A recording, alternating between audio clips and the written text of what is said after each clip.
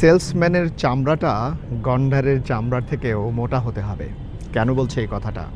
গত পরশুদিন একজন আমাকে ফোন করলেন, উনি সেলসে চাকরি করছেন। তো উনি রিসেন্টলি তার ট্রান্সফার হয়েছে তার নিজের ডিস্ট্রিক্টে। তো তার বসকে যখন তিনি ফোন দিয়েছেন, বস বলেছেন যে অমুক একটি দোকানে বসেন, আমি আসছি। দোকানে গিয়ে যখন উনি বসেছেন, ঠিক তার গ্রাম থেকে একজন গিয়েছে সেই দোকানে দেখা করার জন্য। তার সাথে যখন দেখা, দুইজন মিলে গল্প করছিল। সেই দোকানদার তখন তাকে বলছে, আমার এখানে সবসময় গল্প করা যাবে না, আমার এখানে সবসময় আসা যাবে না, আসার আগে আমাকে জানাতে হবে।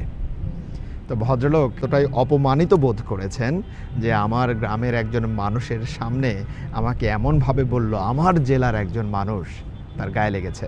তা আমি কি বলবো তাকে? আমি শুধু এতটুকু বললাম যে আপনার টার্গেট থাকবে নেক্সট 3 মাসের মধ্যে ওই ব্যক্তির সাথে এমন সম্পর্ক আপনি তৈরি করবেন যেন আপনাকে দেখলে, ও রাহুল ভাই আসেন একসাথে চা খাই, এইটুকু যেন তারা বলে।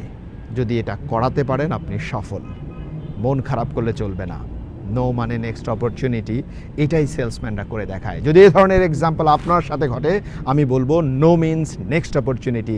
আপনার চামড়াটা গন্ডারের থেকে মোটা হতে হবে, রিজেকশনস থাকবে, এটাকে অ্যাকসেপ্ট করতে হবে এবং সামনে এগিয়ে যেতে হবে।